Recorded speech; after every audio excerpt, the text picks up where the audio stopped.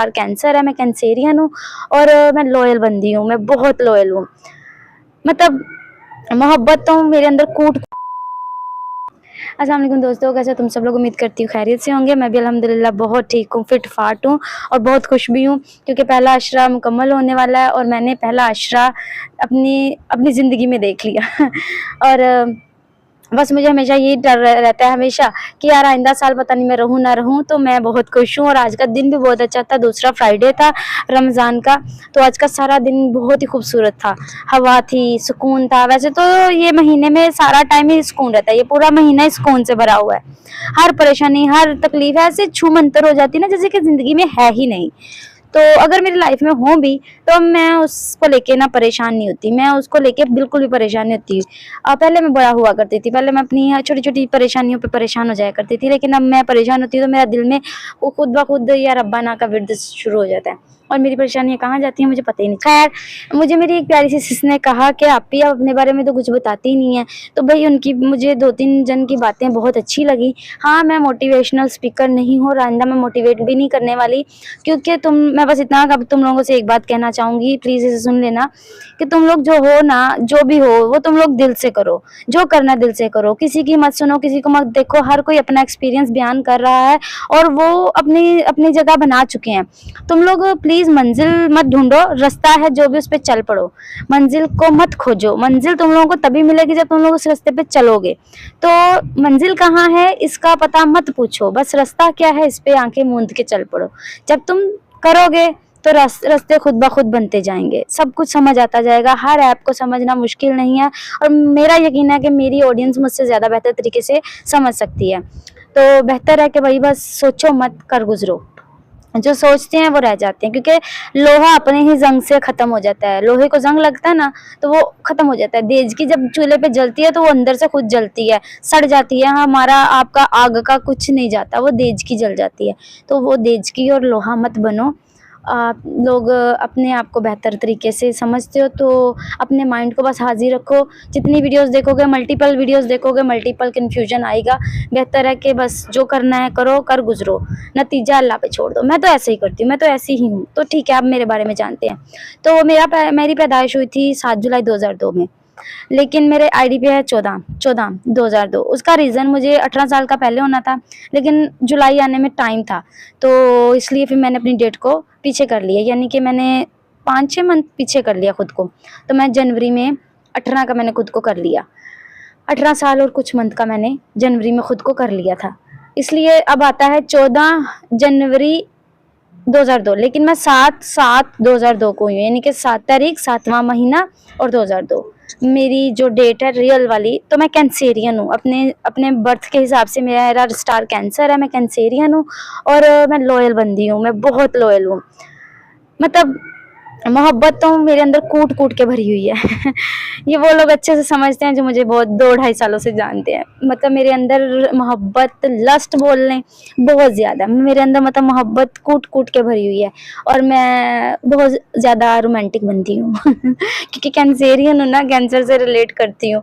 तो मेरी ये रियलिटी है और मैं मून और पानी से रिलेटेड हूँ। मतलब मेरा स्टार जो है वो चांद और पानी से रिलेट करता है।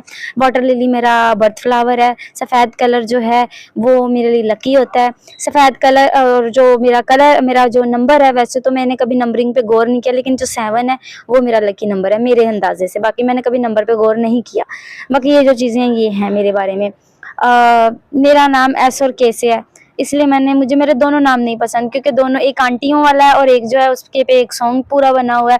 मुझे सब टीज करते थे तो मैंने उस नाम दोनों को रिजेक्ट कर दिया। तब्दील इसलिए नहीं किए क्योंकि ये मेरे बड़े अब्बू ने रखे थे। मेरे बड़े बाबा अब इस दुनिया में नहीं हैं, वो 2010 को इस दुनिया से चले गए थे। उनके जाने के बाद ज़िंदगी क्या पता चली। तो अल्लाह उन्हें जन्नत में जगह दे। वो होते तो शायद तुम लोगों के साथ मैं ना होती, मतलब अगर वो होते तो मैं यहाँ ना होती। वो 2010 में मतलब हमें छोड़ के चले गए। अल्लाह उन्हें बहुत, मतलब उनके दर्जात बुलंद करें, उनके, मेरी दादी के, सबके। ये जब मतलब खैर, ओके। तो तुम लोगों के रोज़े कैसे जा रहे हैं? ये कमेंट सेक्शन में ज़रूर बताएं। तुम लोगों की डेट, स्टार, ये सारी चीज़ें ना कमेंट सेक्शन में बताएं, क्योंकि अब हम क्या करेंगे, यहाँ पे लेक्चर वेक्चर नहीं देंगे। हम अब से ना एक दूसरे को जानेंगे, पहचानेंगे, एक दूसरे के साथ अपना लिंक बनाएंगे और एक दूसरे के साथ अपना ताल्लुक बनाएंगे।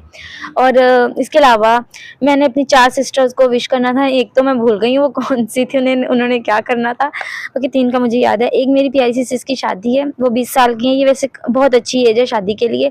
तो मैं यही कहूँगी कि अल्लाह ताला आपके लिए बहुत ज़्यादा खुशियाँ लाए, क्योंकि शादी एक बहुत ही अहम फैसला होता है। एक ऐसा फैसला पता नहीं होता कि जिसके साथ हमारी शादी हो रही है वो कैसा इंसान निकलेगा, और अगर वो अच्छा इंसान ना निकले तो इसका सबसे ज़्यादा असर बच्चों पे पड़ता है, बच्चों की ज़ात पे पड़ता है। तो मैं चाहूँगी आपका पार्टनर इतना अच्छा हो कि अगर आपसे कोई गलती कभी हो भी जाए ना, तो वो आपको सबके सामने ना डांटे, वो आपको तन्हाई में डांटे, आपको अकेले में समझाए और आपसे मोहब्बत करे, आपसे सबसे ज़्यादा आपकी इज्जत करे अपनी फैमिली के सामने। और फिर जब कल को आपकी औलाद हो तो उसके सामने भी कभी आप पे ऊंची आवाज़ भी ना करे, क्योंकि अगर बाप ऊंची आवाज़ नहीं करता ना औलाद पे, तो औलाद भी अपनी माँ पे कभी ऊंची आवाज़ नहीं करती। ये बाप से ही औलाद सीखती है। तो अल्लाह ताला आपके लिए बहुत बहुत आसानियाँ करें शादी में, क्योंकि एक तरह का मेरी नज़र में जुआ है। और अच्छा हो दाओ तो भी ज़िंदगी आसान है, ना अच्छा हो तो भी ज़िंदगी आसान नहीं होती अगर अच्छा पार्टनर ना हो तो। बहरहाल आपके लिए मेरी दिल से दुआएं, अल्लाह ताला इन्हें कबूल करे आपके लिए। दूसरी मेरी सिस कारोबार करती हैं अपना कॉस्मेटिक का। अगर किसी को कुछ भी चाहिए तो प्लीज़ मैं उनका कमेंट मेंशन कर रही हूँ, आप उनसे प्रोडक्ट ले सकते हैं। आपने मुझसे कहा था आप लेना चाहें तो लें। मैं सीधी बात बताऊँ, अगर ट्रस्ट करेंगे तो मेरी प्यारी सिस्टर है एक छोटी, अल्लाह ने मुझे दी, मेरे बाद आई थी। वो प्रोडक्ट कॉस्मेटिक के मंगवाते हैं। अभी भी माइलो कंपनी है, मालो ऐसे करके कंपनी का नाम है। उसने कल अपने काफ़ी सारा कॉस्मेटिक ऑर्डर किया है। तो जब मुझे वो कॉस्मेटिक आएगा ना, तो वो आएगा उसके लिए, लेकिन हड़प मैं लूँगी। मैं अपना एक कारनामा बताऊँ, उसने 2 वैसलीनें मंगवाई थी। एक वैसलीन लोशन था और एक वैसलीन थी लिक्विड, होंठों पे लगाने के लिए उसने ली। मैंने क्या किया, वो लोशन यूज़ किया, वो लिक्विड ही नहीं था, मतलब वो स्किन को मतलब स्किन ड्राई ही थी।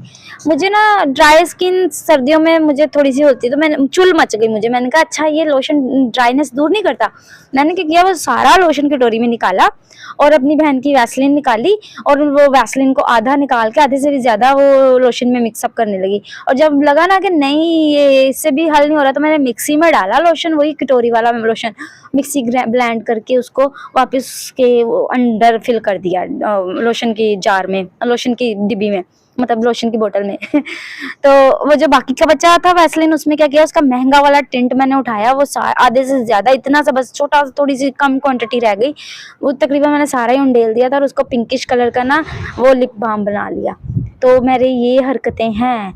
अब आप खुद सोचो कि मैं मतलब मेरी ये हरकतें, वो बेचारी कॉस्मेटिक इतना महंगा मंगवाती है और मैं उस बेचारी का कॉस्मेटिक जो है ना वो बर्बाद कर देती हूँ। और मैं अपने लिए खुद से कुछ नहीं परचेज़ करती, वही करती है। वो मेरे कपड़े भी वही ऑर्डर करके मंगवाती है, मतलब वो मेरे घर का ना मेरा पार्सल वगैरह वो रिसीव करती है, मैं नहीं करती। तो ये सच है, कभी फुर्सत हुई तो उससे भी मिलवाऊँगी, वो थोड़ी मुझसे हेल्दी है। अगर वो मोटी ना होती ना, तो मैं कहती हूँ मैं उसके कपड़े भी ना छोड़ती। एक मेरी सिस ने कहा कि मैं अपनी ग्रेजुएशन के बाद अपना कारोबार करूँगी, तो ये बहुत अच्छा फ़ैसला है आपका, सबसे अच्छा फ़ैसला है। मैं कहूँगी इससे ज़्यादा अच्छा फ़ैसला हो ही नहीं सकता, क्योंकि कहीं और जॉब करना मतलब गुलामी, तो गुलामी इंसान मतलब गुलामी एक पूरा महीना काम करना और फिर सैलरी लेना, वो खुशी नहीं है। फ़ायदा उसको है जिसके पास तुम लोग काम कर रहे हो, कमा तो वो रहा है ना अच्छे खासे पैसे।